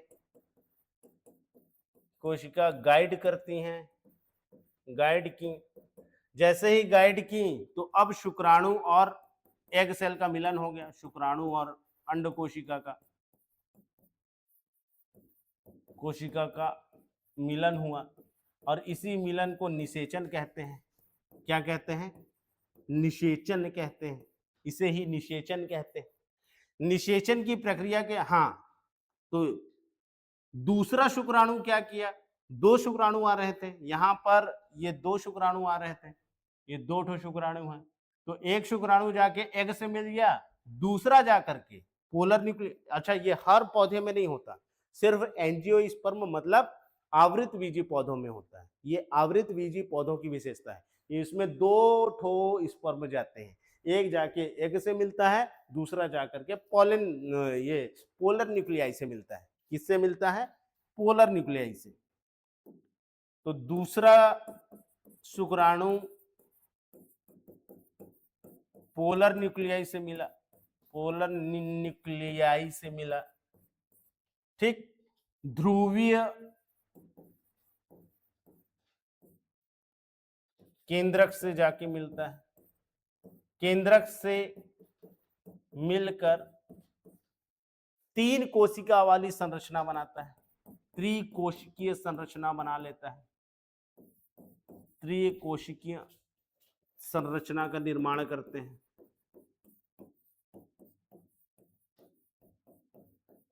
अब क्या होता है त्रिकोशिकीय संरचना के निर्माण होने के बाद में, जो एंटीपोडल सेल्स होते हैं, एंटीपोडल सेल्स त्रिकोशिकीय संरचना का निर्माण करते हैं, जो कि बाद में आगे चल करके एंडोस्पर्म बन जाता है, एंडोस्पर्म बनता है, और ये भ्रूण को पोषण प्रदान करते हैं, पोषण प्रदान करते हैं। जैसे जो एंटीपोडल सेल्स थे, सीधा लिख देना हिंदी में ऐसे ही, एंटीपोडल सेल्स जो होते हैं, एंटीपोडल कोशिकाएं निषेचन के बाद यह भी भ्रूण को पोषण प्रदान करते हैं, निषेचन के बाद भ्रूण को पोषण प्रदान करते हैं, भ्रूण को पोषण प्रदान करते हैं, और यही भ्रूण आगे चल करके बीज बनता है, और बीज ही आगे चल करके पेड़ बनता है। आया समझ? तो ये हुई पूरी निषेचन की प्रक्रिया।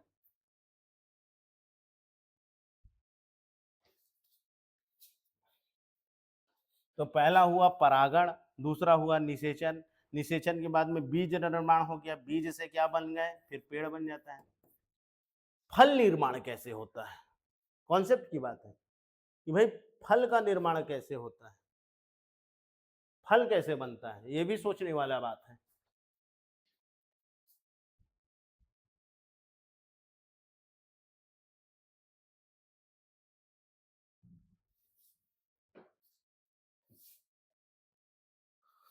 भाई यहाँ पे शुक्राणु आए, शुक्राणु आकर के मिल गए एग सेल से, एग सेल से मिलने के बाद में तो ये तो बीज बन गया, एक आगे चल करके क्या बन गया, बीज बन गया। ये जो अंडाशय था, जैसे ही शुक्राणु आया और आकर के एग मिलता है, जैसे ही ये एग से मिलता है, ध्यान दो, ये आया एग से मिला, ये बीज बनेगा आगे चल करके, ये आगे चल करके बीज बनेगा। लेकिन जैसे ही ये आगे चल करके, मतलब जैसे ही निषेचन हुआ, तो निषेचन जैसे ही हुआ तो अब ये फूलेगा।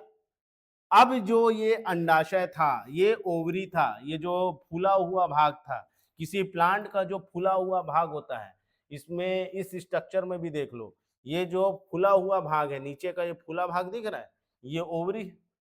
जैसे ही आकर के वो निषेचन कर देगा तो ये ओवरी अब फूल जाएगा, और यही ओवरी आगे चल के फल बन जाता है।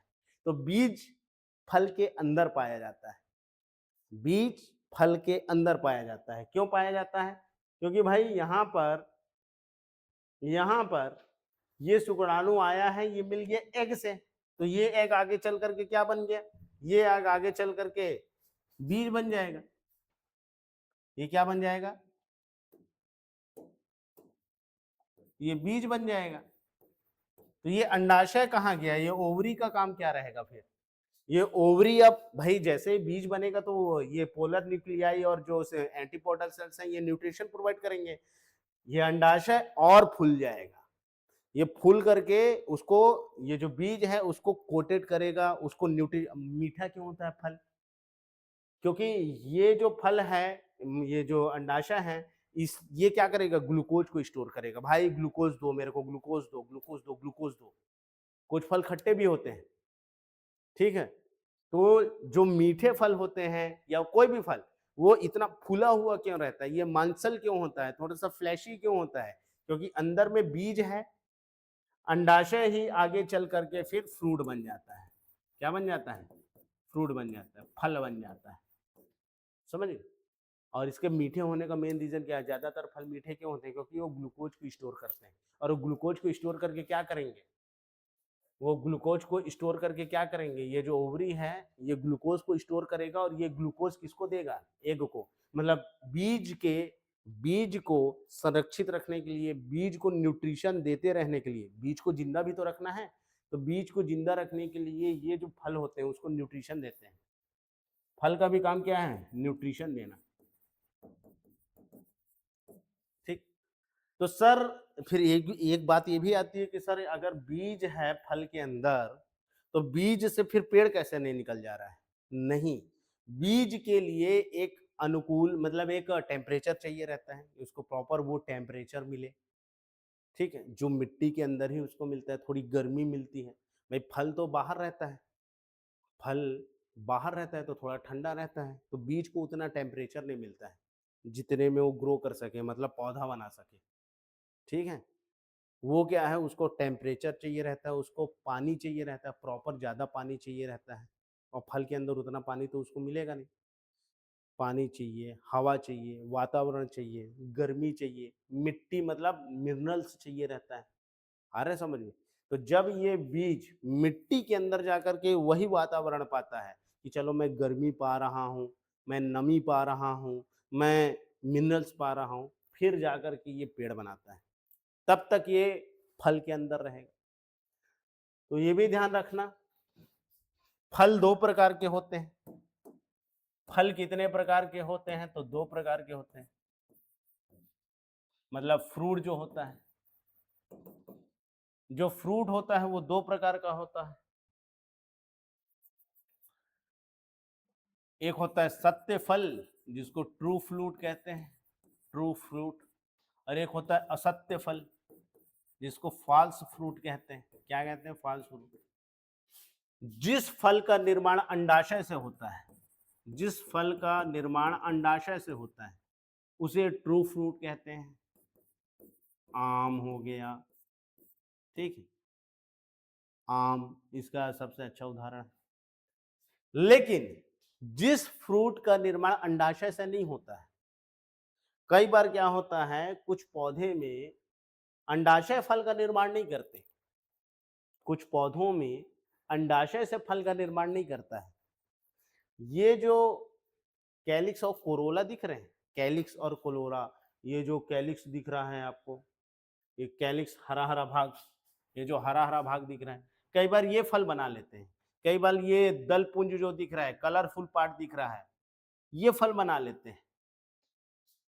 आ रहा है समझ में? कई बार क्या होता है कि पेड़ों में अगर फल का निर्माण अंडाशय से हो रहा है तो उसे हम असली में फल कहेंगे, उसे हम ट्रू फ्रूट कहेंगे। आम इसका उदाहरण है बहुत अच्छा, अभी वर्तमान में जो मेरे को याद आ रहा है, फल। ठीक, लेकिन अगर वो अंडाशय से ना हो करके वो पुष्प के किसी और भाग से हो, वो दलपुंज से हो जाए या वो महादल से हो जाए, तो उसे असत्य फल कहते हैं। क्या कहते हैं? उसे असत्य फल कहते हैं। अगर अंडाशय से हुआ है तो सत्य फल है, अंडाशय को छोड़कर किसी अंडाशय को छोड़कर किसी अन्य पुष्पीय भाग से हुआ हो, पुष्पीय भाग है, किसी और फ्लावर के पार्ट से हुआ हो, तो उसे असत्य फल कहते हैं। जैसे कटहल, जानते हो कटहल और सेब। सेब किस रंग का होता है?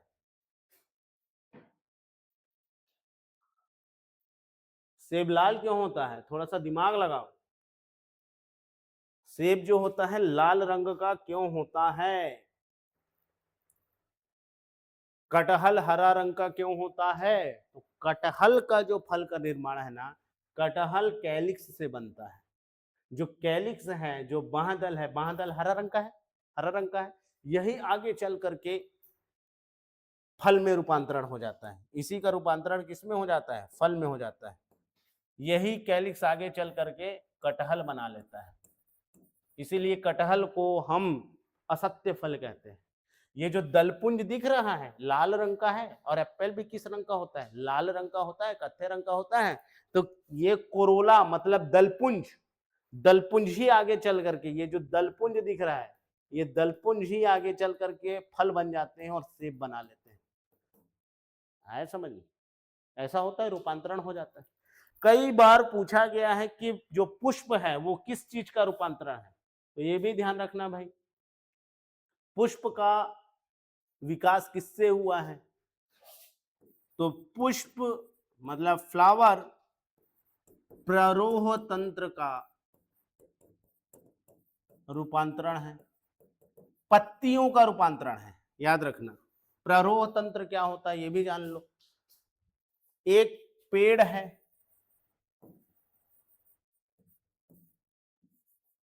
एक पेड़ वाला है, ये पेड़ है, पेड़ के नीचे जड़ रहता है।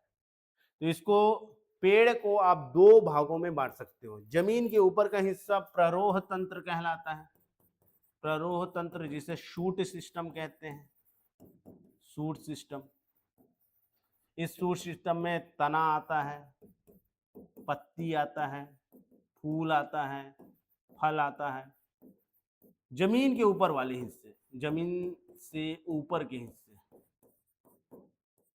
ठीक, इसको आप प्ररोह तंत्र कहेंगे। ये पूरा सिस्टम, तना, फूल, पत्ती, ये प्ररोह तंत्र कहलाता है। और जमीन के नीचे का हिस्सा जो जड़ है, इसे ही हम जड़ तंत्र कहते हैं, रूट सिस्टम। क्या कहते हैं? Root system. जो फ्लावर है, याद रखिएगा, जो पुष्प है वो पत्तियों का रूपांतरण है। वो पत्ती में ही आगे चल करके कुछ ट्रांसफॉर्मेशन हुआ और ये पुष्प बन गए।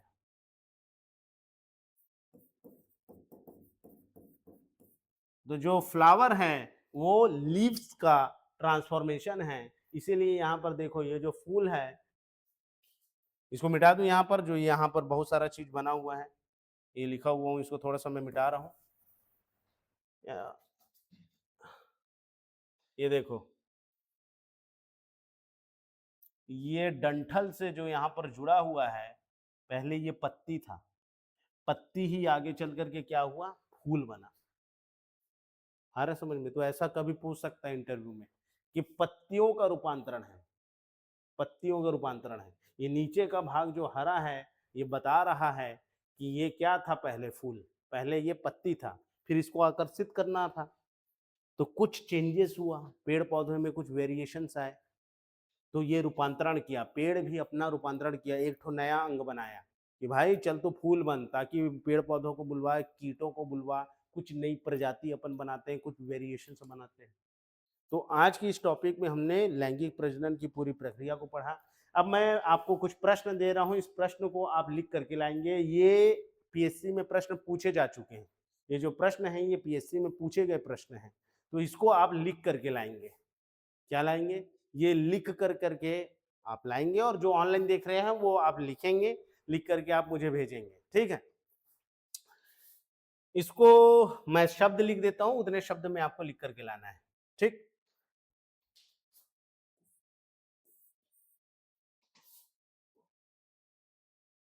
पुष्पीय पौधों में लैंगिक प्रजनन की प्रक्रिया समझाइए। इसको 100 शब्दों में लिख करके आप लाइए, अपने हिसाब से 100 शब्दों में लिखिए इसको, 100 शब्द वाले। ये सारे के सारे प्रश्नों को 100 शब्द में लिखना, प्रैक्टिस करना है 100 शब्द। ये सब पीएससी में प्रश्न पूछे जा चुके हैं। पुष्पीय पौधों में लैंगिक प्रजनन की प्रक्रिया समझाइए। अंडाशय, अंडप एवं बीज निर्माण की प्रक्रिया स्पष्ट कीजिए। फल निर्माण में पुष्प की भूमिका बताइए।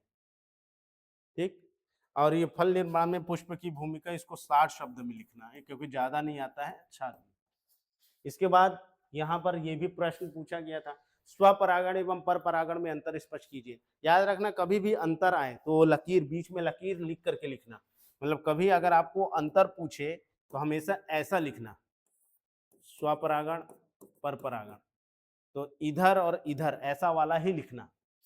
तो स्वपरागण और पर परागण में अंतर स्पष्ट कीजिए, इसको आपको ज्यादा में नहीं लिखना है, चलो इसको 60 शब्द में लिख देना। परागण की विविध विधियां, वायु, जल और कीट समझाइए। ठीक, इसको भी 60 शब्द में लिख देना, अपने हिसाब से लिखना कि जब जल के माध्यम से हो रहा हो, जब वायु के माध्यम से हो रहा हो, जब कीट के माध्यम से हो रहा हो। ये आया है द्विगुणित निषेचन की प्रक्रिया का वर्णन कीजिए। जो अभी डबल फर्टिलाइजेशन में बताया, तो इसमें लिखना कि द्विगुणित निषेचन आवृत बीजी पौधों की विशेषता है। आवृत बीजी पौधों में जो पुष्प होते हैं, उनमें ये उनकी एक महत्वपूर्ण गुण है इनका, ये आवृत बीजी पौधों का गुण है। ठीक है, फिर वो प्रक्रिया समझाना कि इसमें एक पोलर न्यूक्लियाई से मिलता है, एक बार अंड कोशिका से मिलता है एक शुक्राणु, पॉलन ग्रेन्स आते हैं, पॉलन ग्रेन्स के जो शुक्राणु होते हैं, एक शुक्राणु अंड कोशिका से मिलता है, दूसरा यही वाला डायग्राम, एक वाला, एक और डायग्राम बना देना। अच्छा, इसको मैं अभी बताते रहूं। एक जो है अंड कोशिका से मिलता है, दूसरा जाकर के पोलर न्यूक्लियाई से मिलता है। पोलर न्यूक्लियाई वाला जो होता है वो आगे चल करके एंडोस्पर्म बनाता है और बीज को या भ्रूण को पोषण प्रदान करता है। और इधर वाला जो होता है, पहला वाला शुक्राणु अंड कोशिका से मिलकर के भ्रूण बना लेता है, दूसरा वाला कोशिका पोलर न्यूक्लियाई से मिलकर के एंडोस्पर्म बनाता है और भ्रूण को पोषण प्रदान करता है। अपने हिसाब से लिखना, फिर जो करेक्शन होगा वो मैं बताऊंगा कैसे करना है। इसको कितने शब्दों में लिखना है, तो प्रक्रिया का वर्णन 100 शब्दों में लिखना, और इसमें चित्र भी बना देना। चित्र थोड़ा सा अपने हिसाब से जिसमें चित्र बना सको, लेकिन स्वपरागण पर परागण में चित्र मत बनाना, उदाहरण लिखना केवल, स्वपरागण के उदाहरण, पर परागण के उदाहरण। ठीक है, इस प्रकार के। ठीक, तो चलो आज के क्लास में इतना ही। अच्छा, ये भी है, ये भी है, इसको 125 शब्दों में लिखना। ठीक है, उभयलिंगी एवं एक लिंगी पुष्प में अंतर कीजिए, इसको 30 शब्दों में लिखना है। उभयलिंगी मतलब जिसमें दोनों फ्लावर एक साथ पाया जाता है, मेल और फीमेल पार्ट। जब मेल पार्ट और फीमेल पार्ट दोनों ही पार्ट, मतलब एक पुरुष और नर जननांग, जयांग और पुमंग, जब एक ही पुष्प में होते हैं तो उसे उभयलिंगी पुष्प कहते हैं। जब वह पुष्प में अलग अलग में पाए जाते हैं, मतलब पुमंग जो है अलग पुष्प में हो, जयांग जो है अलग पुष्प में हो, एंड्रोशियम अलग फ्लावर में हो, गायनोसियम अलग फ्लावर में हो, तो उसे एक लिंगी पुष्प कहते हैं। मतलब ऐसा पुष्प जिसमें सिर्फ एक ही लिंग पाया जा रहा हो, मेल पार्ट, मतलब मेल पार्ट और फीमेल पार्ट अलग अलग हो। ये भी 30 शब्द में लिख, ये सब शब्द पूछे गए हैं। ठीक है, पूर्ण पुष्प और अपूर्ण पुष्प का उदाहरण बताइए। पूर्ण पुष्प में लिख देना ये हमारा गुड़हल, अपूर्ण पुष्प का उदाहरण निकाल लेना। ठीक है, बहुत सारे उदाहरण है इसका। ठीक, हाँ, पूर्ण पुष्प जिसमें चारों भाग पाए जाते हैं, अपूर्ण पुष्प जिसमें चारों भाग नहीं पाए जाते। ठीक है, घास निकाले हुए, जब तुम गेहूं वूहूं को देखोगे, गेहूं में नहीं पाया जाता, बहुत सारे पौधे छोटे छोटे जो है उसमें नहीं पाया जाता।